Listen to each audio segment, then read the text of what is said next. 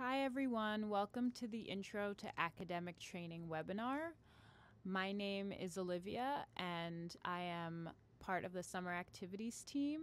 I work specifically with academic training, so this is only the first time you will hear from me. You will have plenty of other options to get to know me throughout the year, virtually I suppose.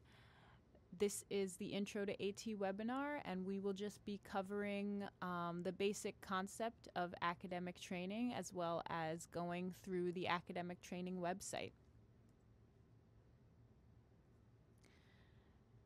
Academic training for a BSMP student is an internship, research opportunity, or observership in which a J1 student engages.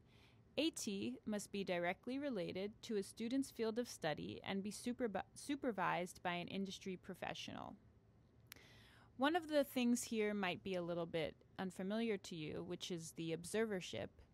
And an observership is a good academic training opportunity for our students who have contact with patients, med students, dental students, etc.,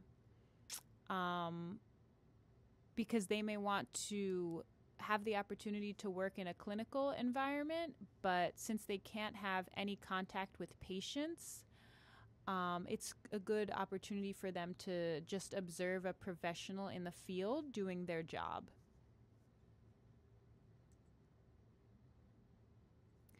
To engage in AT, you need to have maintained full-time academic enrollment and J1 status throughout your BSMP scholarship.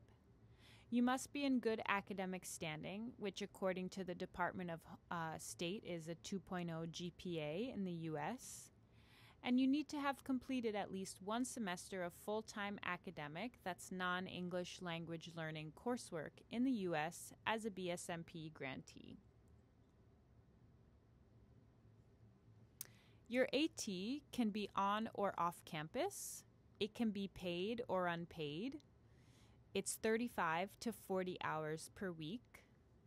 It takes place during the summer period, generally May through August.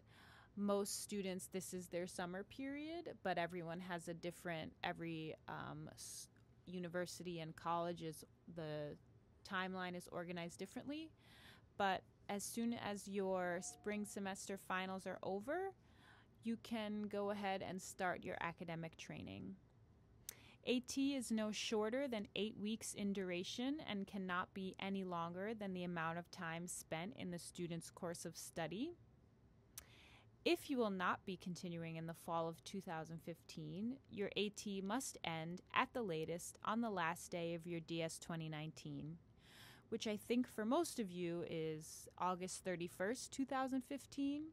So you can work up until this date, August 31st, 2015, but you cannot extend your academic training after this date. If you will be continuing in the fall of 2015, your AT must end before the start of your fall term. So you can't postpone your fall term, or you can't keep engaging in your AT while also engaging in classwork. And again, just to reiterate, no contact with patients. To get approval for AT, at least 1 month before your AT is going to start, you must complete the academic training request form, print it, obtain the necessary signatures, and upload it to CRM. CRM is, as you know it, is the grantee portal. And the approval process takes about 10 days, so please keep this in mind and be patient. The form isn't ready yet, and we haven't given access to the academic training approval process to you yet. So we will definitely let you know when that form is ready and when you will be able to go in and start completing it. It's very wise to give yourself enough time to complete it and to give us enough time to approve it. Some students do come to us and they say, my internship is starting in 2 days. Can you approve it for me? And we can't. So that results in the student having to postpone the internship, which is not only upsetting for the student who's excited to do AT, but it also looks a bit unprofessional. to the employer. So now we're just going to go on a little tour of the academic training website. This is the landing page that you see when you log in. If you see the news feed, you will see announcements under here, and this is just a great way to get quick, updates of what's going on, quick announcements, any important information that we want to, disseminate to all of the students will go here. So make sure to pay attention to this right here.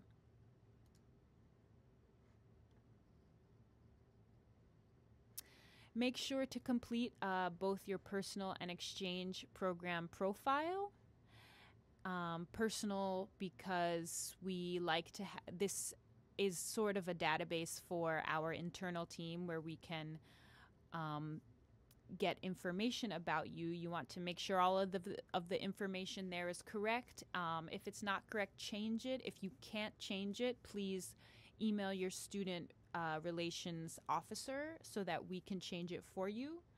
And in the exchange program, you're also going to want to fill in things like your U.S. host institution, your field of study. If your field of study isn't exactly what it is in reality, you can use the field of study explain field to just fill in a more accurate description of what you do. In the My Documents tab, this is where you can upload your resume and other documents that we may ask you to upload. The reason we ask you to upload your resume is because we have corporate partners who are interested in seeing who you are and interested in evaluating you as potential interns or research assistants. So they will sign on to the website and they can look through your resumes.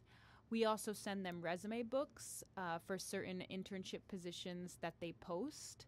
And if your resume is not on the website, then we're not able to send them your information, and you will be looked over and you'll be missing out on a potentially wonderful opportunity. The resume builder is, I think, a really cool tool because it's especially helpful for all of you as you're not completely familiar with how to make an American resume.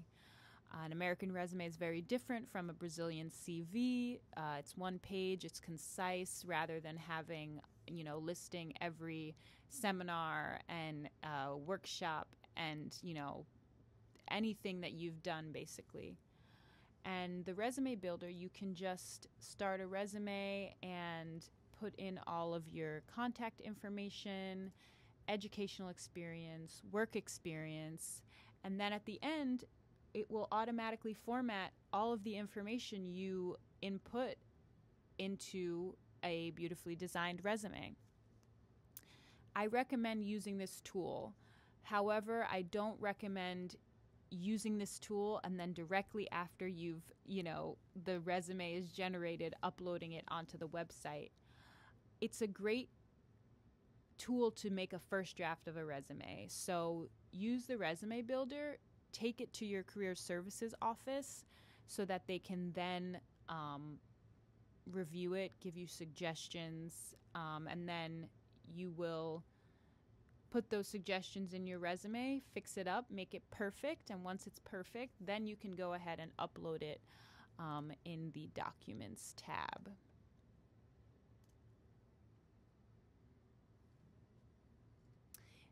The document library under the Resources tab is also incredibly important because basically any form or policy or informational sheet that we have about academic training will be uploaded here.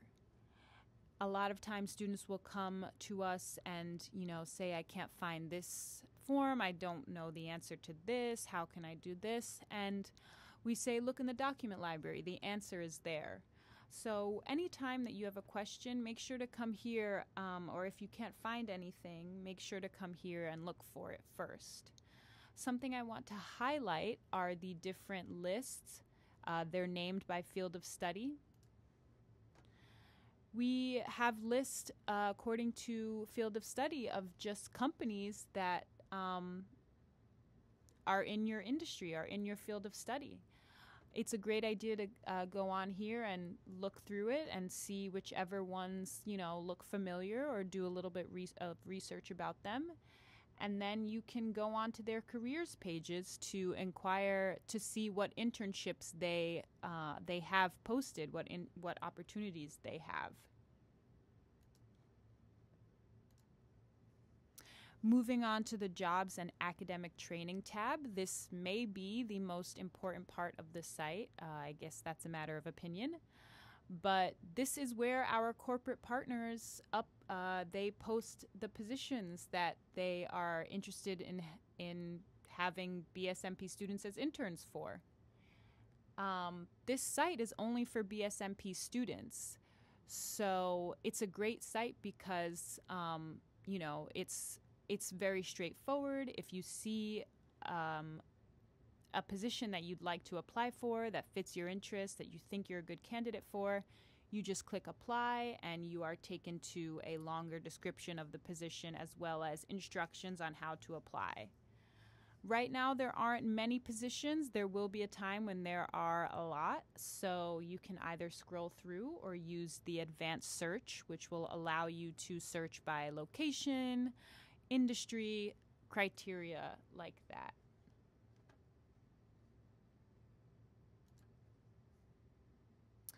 In the Employers tab, we have a list. It is a 46-page long list of employers that we work with now or have in the past. This is a great resource because you can you're able to be exposed to many companies and organizations that you may not have known about before. And you can click on the link just to be taken to their profile on the website, on the AT website, just to read a little bit more about them. And then they've also got their the website where you can find internship opportunities, research opportunities, AT opportunities, basically. Just because we have them listed in this section does not guarantee that they will be posting AT opportunities in the Jobs and Academic Training tab. But that's okay, because just because they're not posting on the AT website doesn't mean you can't contact them and say you're interested in working with them and inquire about internship opportunities.